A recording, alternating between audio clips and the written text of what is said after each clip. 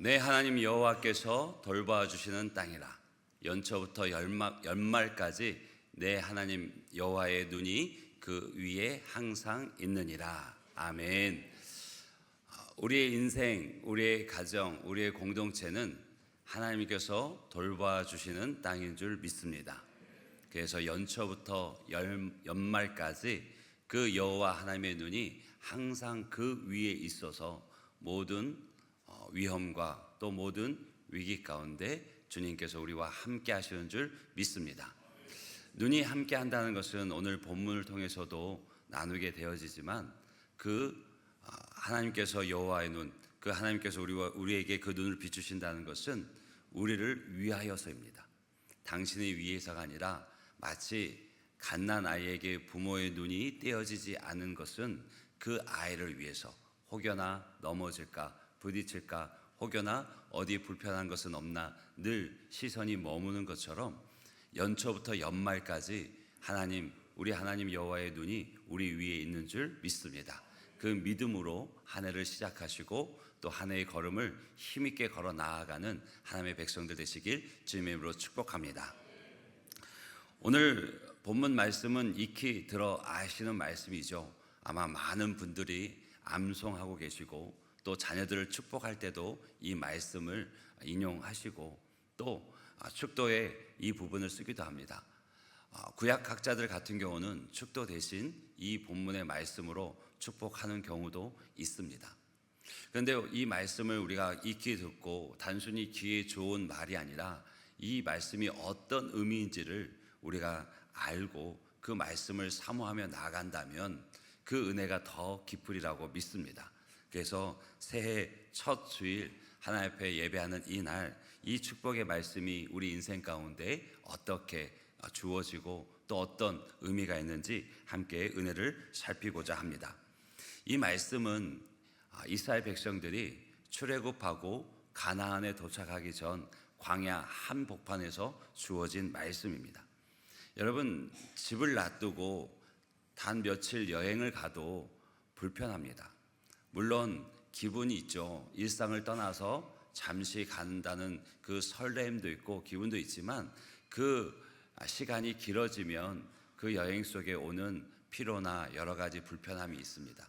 그런데 이들은 그 본 집을 완전히 떠나서 새로운 땅으로 가고 있는 길에 그 길이 광야입니다. 요즘같이 숙박시설이 잘 돼 있고 어디든 가면 먹을 것이 널려 있는 그런 여행지를 가는 게 아니고 광야, 정말 아무것도 없는 그런 광야, 또 그들이 가보지 않은 그 길을 걸어가고 있습니다. 그러니 앞날은 불확실하고요, 또 먹을 것도 입을 것도 예전 같지 않을 것입니다. 그리고 어디로 가야 할지도 모를 수도 있죠. 그런데 그들이 그렇게 걷는 그 광야의 길이 마치 오늘을 사는 우리의 삶과도 많이 닮았다는 생각을 하게 되어집니다.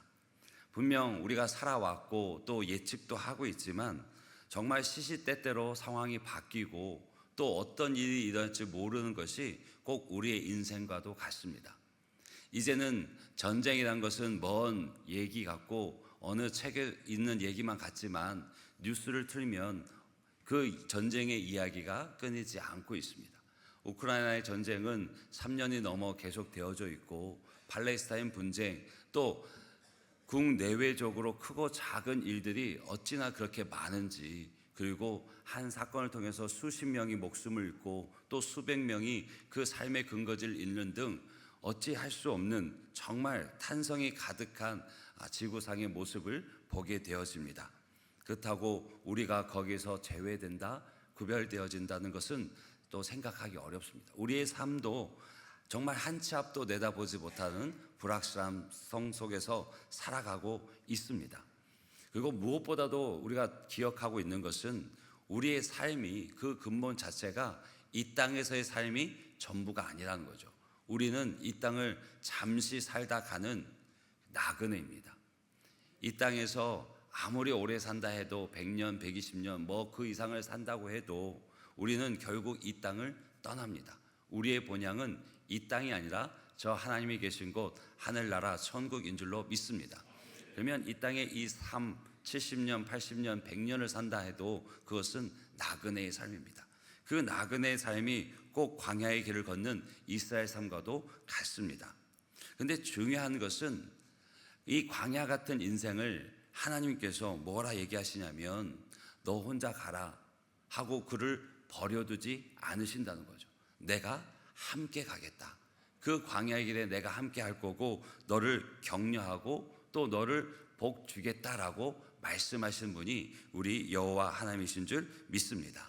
오늘 본문은 바로 그 주님의 마음이 담겨져 있는 대제사장 아론의 축복 기도입니다. 축도입니다.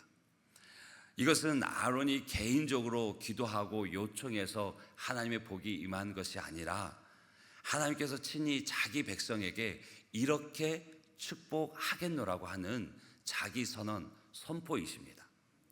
그래서 24장 26절을 다시 한번 같이 읽어보면 여호와는 내게 복을 주시고 너를 지키시기를 원하며 여호와는 그의 얼굴을 내게 비추사 은혜 베푸시기를 원하며 여호와는 그 얼굴을 내게로 향하여 두사 평강 주시기를 원하노라. 아멘. 아멘.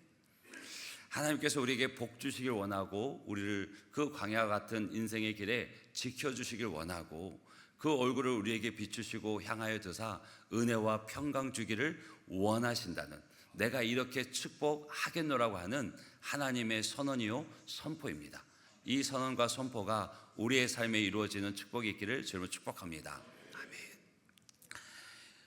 우리는 모두 축복을 받기 원합니다. 혹시 우리 중에 나는 축복 필요 없습니다 라고 하는 분 있으실까요? 뭐 있으시다고요? 아니시죠? 핸드폰이 울릴 수 있는데 핸드폰은 무음이나 진동으로 해주시면 감사하겠습니다. 우리는 모두 다 축복을 원합니다. 그리고 또 그 복이 우리 가운데 임하기를 원하는데 이 축복을 구하는 우리가 정말 기억해야 될 것이 무엇이냐면 그 축복의 원천이 누구부터 오는지 어디로부터 오는지를 아는 것이 중요합니다. 목사님들 좀 도와주세요.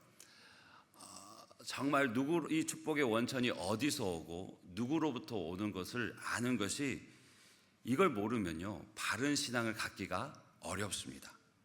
성경은 분명하게 얘기하죠. 그 축복의 원천이 오직 여호와 하나님께 있다고 얘기합니다.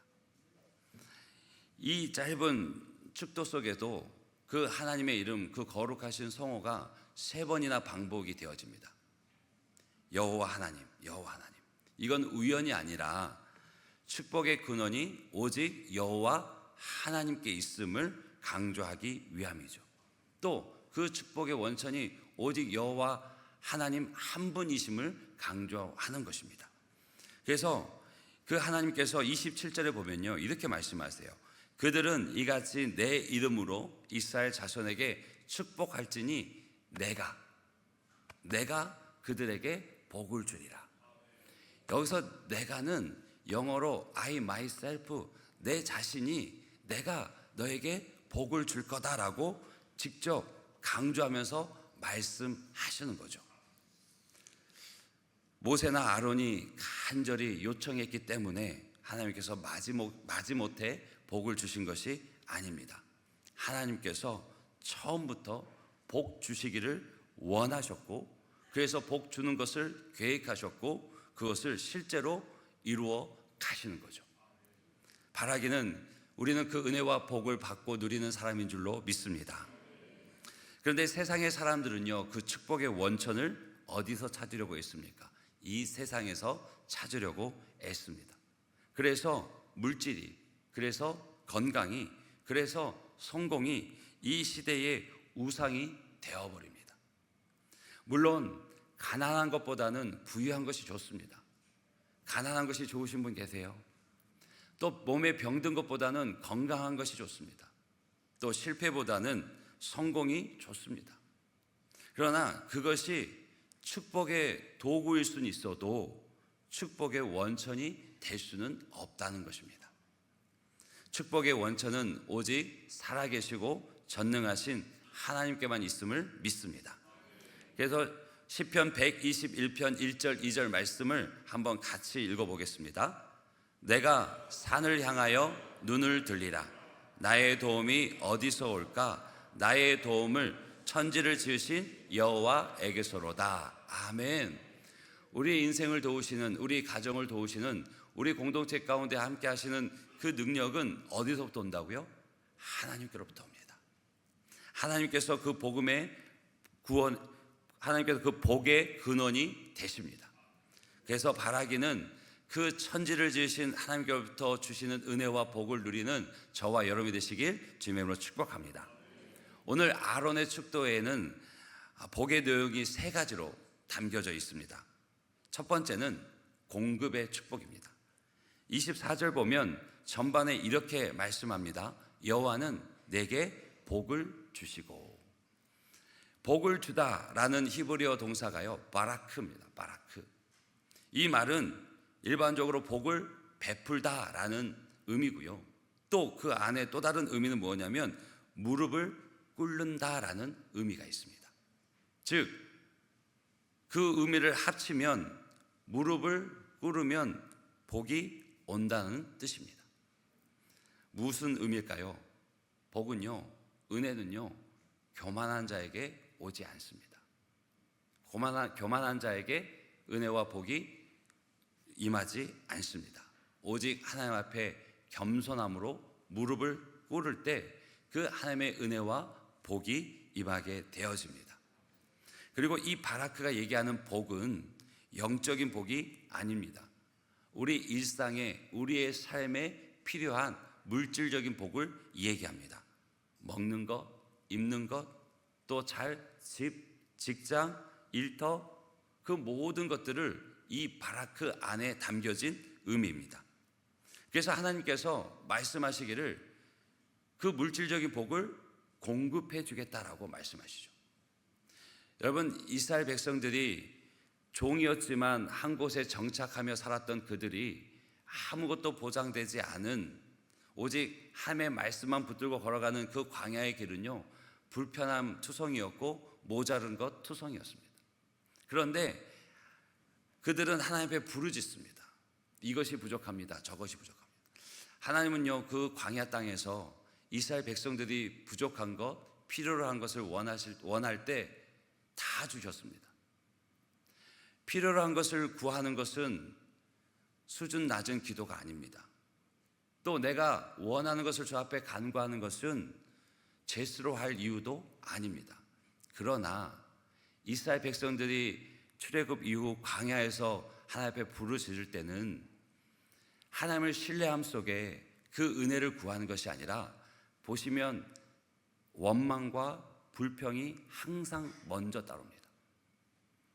분명히 불편하고 부족한 것, 결핍된 것은 현실입니다. 그 삶에 꼭 필요한 것인데, 이것을 하나님의 은혜로 채워주길 원하고 하나님께서 도와주시길 원해서 부르짖는 기도가 아니라, 그들 입에는 항상 무엇이 나왔냐면, 왜 우리를 이곳에 이끌어냈냐고, 우리가 그곳에 잘 살고 있었는데, 우리가 차라리 그 땅에서 죽었으면 좋았을 뻔했다고, 그 출애굽의 역사와 살아계신 하나님의 능력을 보는 그 순간에도 이전 삶의 방식 때문에 원망하고 불평하고, 그러면서 이것이 없다고 저것이 없다고 하나님 앞에 아마 삿대질 했을 것 같아요.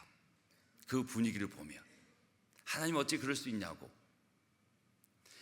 거기에 하나님께서 이건 아니다라고 말씀하신 거죠. 이것은 너희들이 잘못이다라고 말씀을 하고, 거기에 대해서 바로 하신 거지, 그 삶에 필요한 것, 그 삶에 원하는 것을 말했다고 해서, 간구했다고 해서 뭘 하신 것이 아닙니다. 우리 인생도 마찬가지입니다. 병이 들어 아픈 분은 당연히 낫기를 구해야죠. 생활이 핍절하고 또 공공한 가운데 있다면 하나님의 도우심을 구해야죠. 관계가 막혔습니까? 삶의 문이 열렸으면 열려주시기를 기도해야죠. 이것은 당연히 믿는 자가 하나님을, 천지를 창조하시고 모든 것의 주인 되시는 하나님을, 그 넉넉하신 하나님을 믿는 자녀들이라면 달라고 해야죠. 이것은 수준 낮은 기도가 아닙니다. 이것은 하나님을 아버지로 둔 자만이 할 수 있는 은혜의 고백인 줄로 믿습니다. 바라기는 하나님 앞에 구할 것은 구하십시오. 삶의 풍성함도 구하시고 강건함도 구하시고 삶의 형통함도 구하십시오. 하나님께서 말씀하십니다. 예수님께서도 말씀하셨어요. 오늘 우리에게 일용할 양식을 주옵시고, 친히 어떻게 기도할 것을 알려주시면서도 일용할 양식, 이 땅에 필요한 것을 구하라고 말씀하셨습니다. 바라기는 필요한 것을 주께 구하고 얻는 은혜가 있기를 주님으로 축복합니다.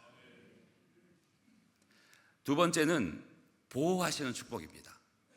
24절 후반절 보게 되면 너를 지키시기를 원하며, 광야는 위험으로 가득한 곳입니다. 굶주림도 있고요, 목마름도 있습니다. 맹수의 위협도 있고 또 이방 민족들의 공격까지도 언제 어떻게 일어날지 모르는, 한순간도 방심할 수 없는 곳이 광야입니다. 무엇 하나 잘못 먹어서 탈이 날 수도 있고, 가볍게 봤던 곤충이나 벌레에 쓰여서 목숨을 위험한 지경까지 이룰 수도 있는, 그리고 언제 무슨 일이 있을지 모르는 곳이 광야입니다. 그런데 이 광야의 삶이요, 꼭 오늘 우리의 삶과도 크게 다르지 않습니다. 우리의 삶은요, 불확실성이 매우 많죠. 위기가 또 위험이 항상 곳곳에 도사리고 있는 것이 오늘 우리의 인생의 길입니다. 전쟁이 이렇게 많을 줄도 몰랐고요, 또 굶어 죽은 사람들이 여전히 있을 줄도 몰랐고요, 곳곳에서 크고 작은 이해 충돌 때문에 선량한 또 성실한 이들이 늘 피해를 보고 억압될 줄도 몰랐습니다.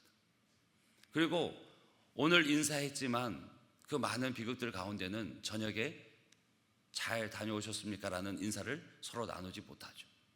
이것이 오늘날의 위기면서도 또 불확실성이 가득한 세상입니다.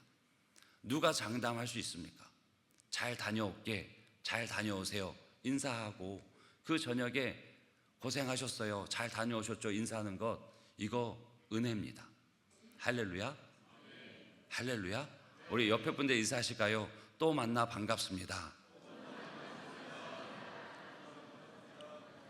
혹시 히터가 켜져 있으면 좀 꺼주십시오. 그렇죠? 여러분, 우리는 어제 같은 오늘이니까 오늘이 그저 그런 하루일이라 생각할 수도 있습니다. 그런데 아니에요. 하나님께서 지켜주시니 오늘이 있고 오늘의 우리의 만남이 있는 줄 믿습니다. 분명 송구 영신 예배까지 드렸는데 오늘 안 보인 분도 있잖아요. 안 보인다고 해서 뭐 크게 잘못된 건 아닌데, 그렇죠? 주님 앞에 예배하는 이 자리 속에서 안 보일 수 있다고요. 근데 우리의 삶이 진짜 한 치 앞도 모릅니다. 근데 그 한 치 앞도 모르는 인생길, 나 혼자 살아가는 것 아니고 우리 사랑하는 가족들과 함께 살아가잖아요. 근데 하나님께서 약속하셔요. 내가 지켜주겠다고, 내가 너희들 가는 길 함께 해주겠다고. 정말 하나님의 보호가 필요할 때에 하나님의 보호가 있다라고 말씀을 하시는 거죠. 시편 121편 7절 8절 보면 같이 읽습니다. 여호와께서 너를 지켜 모든 환난을 면하게 하시며 또 내 영혼을 지키시리로다. 여호와께서 너의 출입을 지금부터 영원까지 지키시리로다. 아멘, 아멘, 아멘. 하나님께서 약속하십니다. 너를 지킬 것이다. 모든 환난에서 너를 지킬 것이고 내 영혼을 지킬 것이다. 그리고 너의 출입을 지금부터 영원히 지킬 것이다 라고 말씀하셔요. 하나님이 지키시는 그 은혜가 우리 가운데 있기를 주님으로 축복합니다. 세 번째는 하나님의 임재의 축복입니다. 25절 26절 보면 그 축복의 시작이 이렇게 됩니다. 여호와는 그의 얼굴을 내게 비추사 은혜 베푸시기를 원하며 여호와는 그의 얼굴을 내게로 향하여 드사 평강 주시기를 원하노라. 항상 앞에 얼굴이 나옵니다. 이것은 고대 왕들이 사용했던 표현입니다. 왕의 얼굴을 돌린다는 것은 거절의 의미고요, 왕의 얼굴이 나를 향한다는 것은 호의와 은혜의, 은총의 표시입니다.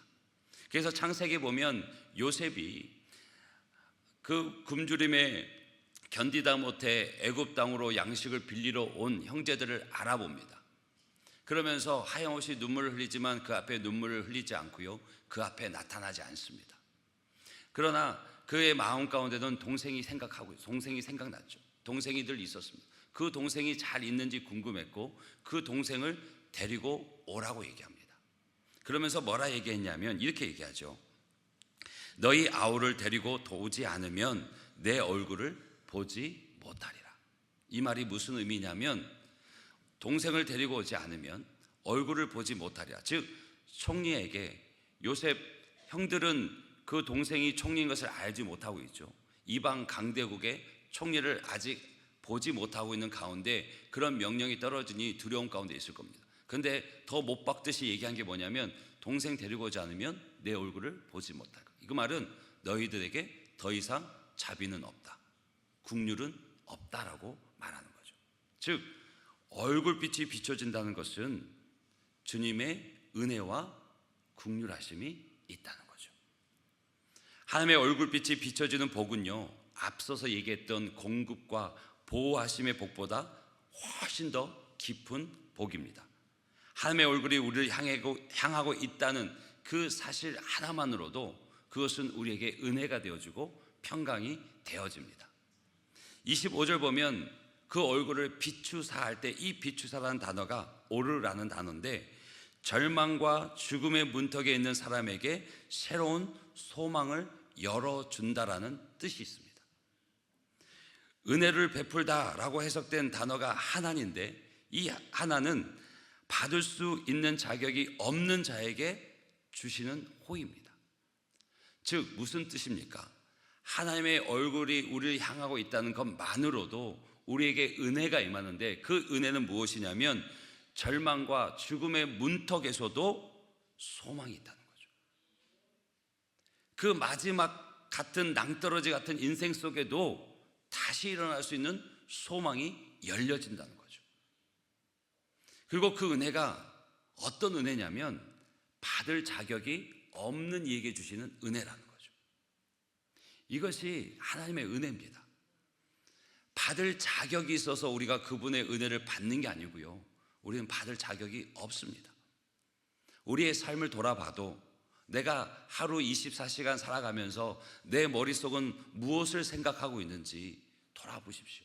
정말 주님을 생각하고 주님이 기뻐하시는 일이 무엇인가를 생각하고 하나님이 기뻐하시는 그곳에 내가 서야겠다는 생각이 가득 차 있는지, 아니면 이 땅에서의 삶, 이 땅에서 여러 염려, 근심, 아니면 또 그 무엇은 계획들이 내 머리를 가득 채우고 있는지, 그리고 내 삶의 걸음은 어디를 향하여 빠르게 달려가고 있는지, 그걸 보게 되어지면 우리는 하나님 앞에 은혜의 은도 꺼내기 힘든 연약한 모습임을 고백하지 않을 수 없습니다. 그런데 하나님께 말씀하셔요. 은혜 받을 자격이 없는 자에게 은혜를 베푼다고. 그 얼굴빛이 비춰짐 속에서 은혜 받을 자격 없는 나에게 그 절망과 낭떠러지 그 인생의 길 앞에서도 다시 소망의 빛을 비춰주시고 다시 살아갈 수 있는 용기를 주시고 다시 일어설 수 있는 힘을 주신다라고 말씀하시는 겁니다. 바라기는 저와 여러분이 그런 은혜 안에 거하는 하나님의 백성들, 하나님의 자녀들 되시길 주님으로 축복합니다. 하나님의 보호하심이 외적인 울타리라고 한다면 하나님의 은혜는요, 우리 내면을 채워주시는 하나님의 은혜입니다. 다시 말하면 하나님의 은혜는요, 우리를 하나님 가까이로 인도하십니다. 하나님 중심의 삶을 살아가게 하고요, 말씀 안에서 살아가도록 하나님께서 이끌으시는 하나님의 인도하심입니다. 우리 안에 그 하나님의 은혜로 채워져서 2026년 한 해는 더 하나님 앞에 가까이 나아가고 하나님의 중심의 삶이 되어주고 하나님의 뜻이라면 그 말씀 앞에 우리가 송구 여식 예배 때 결단했던 것처럼 그렇게 순종의 길을 나아가는 저와 여러분이 되시길 주님을 축복합니다. 그리고 하나님의 임재가 있을 때 또 다른 축복이 무엇이냐면 평강이 임합니다. 26절 보면 평강, 부모의 시선이 아이에게 이때는 아이를 위함이죠. 그래서 아이의 모든 삶, 모든 순간, 모든 모습들을 다 실시간으로 모니터링하고 실시간으로 도와주는 것이 부모의 시선이 아이에게 있을 때입니다. 근데 그 시선이 아이에게 있을 때 하나님께 주시는 것이 무엇이냐면 평강이라고 말씀하세요. 평강이 뭘까요? 문제가 없다는 게 아니죠. 어려움이 없다는 게 아닙니다. 문제와 어려움 속에도 마음이 동요되지 않고 이 일조차도 하나님께서 일하신다는, 하나님께서 또 다른 은혜의 그릇으로 삼으신다는 확신 가운데 평온함을 유지하게 되어집니다. 여러분, 재산, 권력, 명예가 평안을 보장하지 못합니다. 평생을 일해서 정말 쌓아둘 것이 없도록 쌓아둔다 한들 염려와 근심으로 가득하다면 그것이 무슨 복이 됩니까? 열심히 건강을 위해서 하루 2시간, 3시간씩 한 번도 빠지지 않고 운동하면서 건강을 유지하는데 자식 때문에 걱정이 끊일 날이 없고 삶의 문제 때문에 염려가 늘 있다면 그것이 무슨 복이 되어집니까? 성공하고 승리합니다. 높은 곳에 올라가는데 그 삶에도 근심과 염려가 계속되어진다면 그것이 어찌 복이 될 수 있을까요? 요한복음 14장 27절 우리에게 말씀하십니다. 평안을 너에게 끼치노니 곧 나의 평안을 너에게 주노라. 내가 너에게 주는 것은 세상이 주는 것과 같지 아니하니라. 너희는 마음에 근심하지도 말고 두려워하지도 말라. 이것이 하나님께 주시는 평안입니다. 적어도 여러분 아무리 많이 가지고 있어도 하루 3끼 드시잖아요. 오히려 2끼 드시더라고요. 가난해도 2끼, 3끼 먹습니다. 내 삶의 형편이 아니라 하나님께서 채우시는 은혜 속에서 평강을 누리는 우리가 되길 주님을 축복합니다. 부족함은요, 하나님께서 채우십니다. 연약하면 하나님께서 강하게 하십니다. 낮은 자 높여 주십니다. 상황이, 형편이 어떠해서 평안을 잃는 것이 아니라 하나님의 시선이 내게 있지 않을 때, 내가 하나님 안에 있지 않을 때 그 평강은 순식간에 깨져버립니다. 아무리 많은 부와 명예, 권력, 힘을 가지고 있어도 그 안에 근심과 두려움이 가득하다면 그것은 복이 되지 않습니다. 주님은 약속하셔요. 근심하지도 않게 할 것이고 두려워하지도 않게 할 것이다. 평안을 주실 것이다 약속하십니다. 갓난 아이가 아무리 자지러듯이 울어도 엄마가 품에 안고 잠깐 도닥여주면 언제 그랬냐는 듯이 새근새근 잠이 들죠. 하나님 품 안에 있을 때 가장 평강이 임합니다. 가장 평온합니다. 가장 큰 안정감을 누립니다. 바라기는 주님 사랑 안에서 그 참 평안을 누리는 저와 여러분이 되시길 주님을 축복합니다. 근데 그 인생의 길, 광야의 길은요, 예측할 수 없기 때문에 근심된 일도 있고 어려운 일도 있고 놀랄 일도 생깁니다. 그럴 때 여러분 기억하십시오. 주님의 얼굴이 우리를 향하고 있다는 것. 그것을 기억하시고 하나님께 간구하십시오. 우리 마태복음 7장 7절 말씀 다 아시죠? 구하라 그리하면 너에게 주실 것이요, 찾으라 그리하면 너에게 찾아낼 것이요, 문을 두드리라 그리하면 너에게 열릴 것이다 얘기합니다. 우리 인생의 길에 어려움 만납니다. 환난 있습니다. 건강이 무너집니다. 생각지 못하게 경제적 어려움이 찾아옵니다. 잘 나가던 관계 속에 깨어짐이 있을 수 있습니다. 그런데 하나님께서 늘 우리를 바라보고 계시고 그 얼굴이 우리를 향하고 있다는 것을 기억하시고 기도하십시오. 구하면 주십니다. 찾으면 찾게 하시고요, 두드리면 열게 하십니다. 그것이 하나님의 백성으로서의 얻는 특권이고 축복입니다. 또 이렇게 얘기하십니다. 시험을 만날 때 우리에게 피할 길을 주시겠다고. 고린도전서 10장 13절을 보면 같이 한번 읽어볼까요? 사람이 감당할 시험 밖에는 너희가 당한 것이 없나니 오직 하나님은 미쁘사 너희가 감당하지 못할 시험 당함을 허락하지 아니하시고 시험 당할 즈음에 또한 피할 길을 내사 너희로 능히 감당하게 하시느니라. 아멘. 아멘. 우리가 감당하지 못할 시험을 주시지 않는다라고 말씀하셔요. 그리고 그 시험이 눈앞에 있을 때 피할 길도 열어 주셔서 능히 그 시험을, 능히 그 삶의 환난을, 고난을, 어려움을, 슬픔을 이겨낼 수 있게 해주신다고 약속하십니다. 그 은혜를 경험하는 우리의 삶이 되기를 주님을 축복합니다. 그리고 또 약속하셔요. 때마다 필요한 은혜를 넘치도록 주시겠다고. 히브리서 4장 16절 보면 같이 있습니다. 그러므로 우리는 긍휼하심을 받고 때를 따라 돕는 은혜를 얻기 위하여 은혜의 보좌 앞에 담대히 나아갈 것이니라. 아멘. 우리에게 담대히 은혜의 보좌 앞으로 나오라 합니다. 담대하게 은혜 기도하는, 예배하는 그 자리로 나오라고 초청하고 계시죠. 근데 그 앞에 뭐가 있습니까? 긍휼하심을, 그리고 때를 따라 돕는 은혜를 예배하고 계시다는 거죠. 하나님께서는 우리에게 은혜를 베푸시기를, 때를 따라 돕는 은혜를 주시기를 기다리고 계시다는 거예요. 그것을 얻기 위하여, 받기 위하여 은혜의 보좌 앞으로 주 앞에 나오는 저와 여러분이 되시길 주님을 축복합니다. 그래서 그 하나님의 임재가 있는, 하나님의 은혜와 평강을 경험하는 사람은요, 삶이 변합니다. 얼굴이 변합니다. 찬송가 428장 가사를 보면 내 영혼에 햇빛 비치니, 이 찬양 아시죠? 여기까지만 하랍니다. 그 가사의 후렴을 보면 이렇게 나옵니다. 그 밝은 얼굴 배울 때 내 영혼 기쁘다. 주님의 얼굴빛, 그 빛이 내게 임할 때 내 영혼 기쁘다. 이 말은 무엇입니까? 영혼이 살아난다는 거죠. 영혼이 힘을 얻는다는 겁니다. 영혼이 기쁨으로 가득하다는 거죠. 그러니 그 영혼이 기쁘니 그 얼굴이 어찌 환하지 않을 수 있겠습니까? 주님을 만났던 모세는 그 얼굴빛이 너무 강해서 수건으로 가리고 나왔죠. 그러면 주님의 임재 속에 있는 저와 여러분의 얼굴은 어떠해야 될까요? 눈이 부시도록 환하죠. 확인시켜 드릴까요? 옆에 분들 얼굴 보세요. 옆에 분들 얼굴 보세요.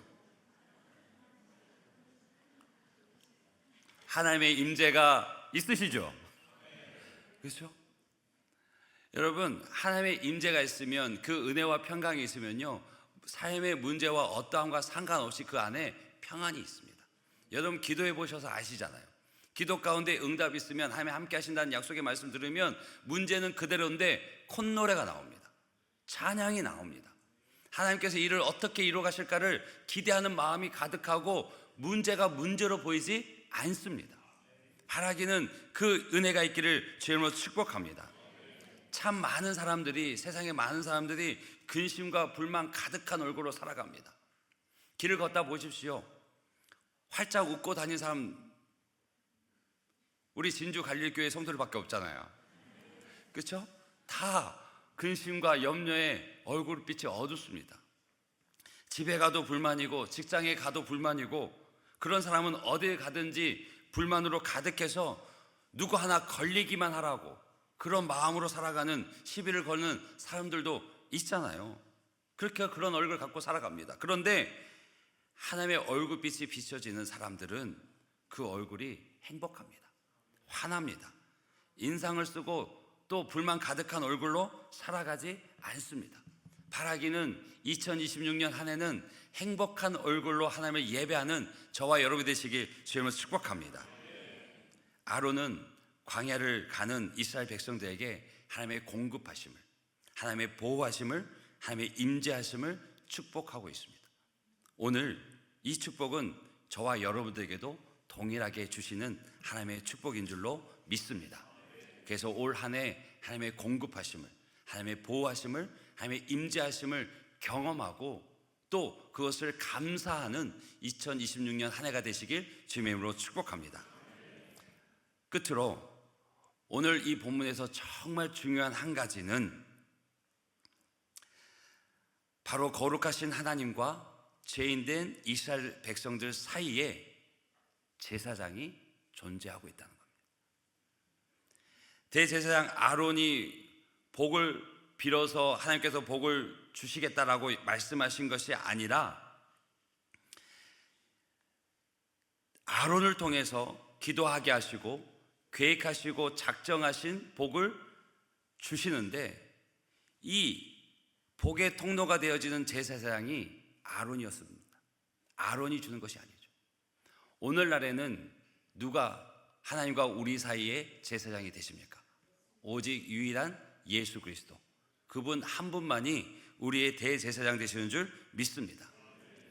그 한 분이, 그 예수님이 거룩하신 하나님과 죄된 우리 인생의 그 중간에 계셔서 하나님의 복을 부어주는 통로가 되어주십니다. 또 우리의 연약함을 주께서 중보하심으로 하나님 앞에 올려주십니다.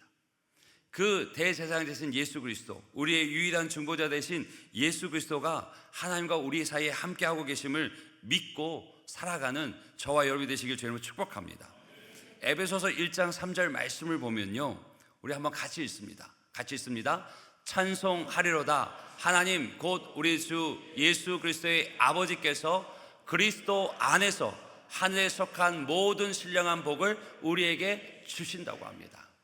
여러분, 하나님, 하늘 아버지 하나님께서 우리에게 주실 복이 있는데, 그 복을 예수 그리스도 안에서, 하나님과 우리 사이에 예수 그리스도께서 대제사장 되시고 중보자 되어주셔서 우리의 모든 삶의 길에 복 주시고 함께 하시는 줄 믿습니다. 이것이 성경이 시작부터 끝까지, 구약에서부터 신약까지 변함없이 주시는 말씀입니다. 여러분, 세상의 헛된 예언에 또 헛된 가르침에 마음을 빼앗기지 마십시오. 오직 예수 그리스도 안에 복이 있습니다. 세상은 늘 얘기합니다. 다른 곳에서 복을 찾아야 된다고, 눈에 보이는 복을 찾아야 된다고. 그래서 용한 무당 찾아가고 점집 찾아가고, 아니 장난 삼아 타로전 보고 하는데, 여러분, 그것은 하나님을 매우 근심하게 하는 행동입니다. 오직 예수 안에서 하나님께서 약속하신 말씀을 붙들고 살아가는 우리 모두가 되시길 주님으로 축복합니다. 하나님이 세상을 다스리십니다. 하나님이 그 보좌에 앉으셔서 지금도 이 땅을 통치하고 계시고요, 개인의 삶도 다스리시고 복을 주시는 분이신 줄 믿습니다. 예수 그리스도를 통해서 성도들에게 복을 주십니다. 그래서 예수 믿는 사람은 복을 받는다고 얘기하는 겁니다. 바라기는 저와 여러분이 그 주님 약속하신 영생 복락 누리는 인생길 되길 주님으로 축복합니다. 우리 인생의 삶이, 올 한 해의 삶이 어떤 어려움이, 어떤 놀랄 일들이, 어떤 가슴을 쓸어내는 일이 있다 하더라도 오직 예수 그리스도를 찾고 구하고 그 주님과 동행하는 저와 여러분이 되시길 주님으로 축복합니다. 그래서 예수님 안에서 복을 받고 누리고 흘려보내는 인생 되시길 주님으로 축복합니다. 우리 옆에 분들 인사하실까요? 오직 주님으로 인하여 기뻐합니다. 한 번 더 인사하실까요? 오직 여호와 하나님만이 축복의 근원이십니다. 오직 여호와 하나님만이 축복의 근원이십니다. 아멘. 아멘. 자, 기도하겠습니다. 축복의 근원 되시는 하나님, 광야 같은 세상을 살아가는 우리의 인생, 때로는 앞날이 보이지 않고 삶의 길이 막막하게 느껴질 때도 많지만 주께서 우리를 홀로 두지 않으시고 동행하시며 복 주시는 하나님이심을 믿습니다. 광야의 길을 걷는 동안 우리에게 필요한 것을 공급하여 주옵소서. 날마다 살아갈 양식을 허락해 주시고 지친 심령에게는 새 힘을 더하여 주옵소서. 무엇보다도 주님 앞에 무릎 꿇는 자 되어 주님의 참된 복을 누리게 하여 주옵소서. 또한 우리를 지켜 주옵소서. 보이는 위험, 보이지 않는 위험 속에서 우리의 출입을 지금부터 영원까지 지키시는 하나님을 의지합니다. 두려움에 흔들리는 우리의 마음을 붙잡아 주시고 주님의 약속 안에서 담대히 살아가게 하여 주옵소서. 우리에게 주의 얼굴빛을 비추어 주옵소서. 주의 은혜가 우리의 삶 위에 머물게 하시고 주의 평강이 우리의 마음과 생각을 다스려 주시옵소서. 불안과 염려가 가득한 얼굴이 아니라 오직 하나님의 임재로 인한 기쁨과 소망이 드러나는 얼굴로 살게 하여 주옵소서. 광야 같은 인생길 걸어가면서도 그리스도를 찾고 구하고 예수 그리스도만을 통하여 복을 받고 누리고 흘려보내는 우리의 삶이 되게 하여 주옵소서. 하나님과 우리 사이에 유일한 대제사장 되시며 중보자 되신 예수님 이름으로 기도합니다. 아멘.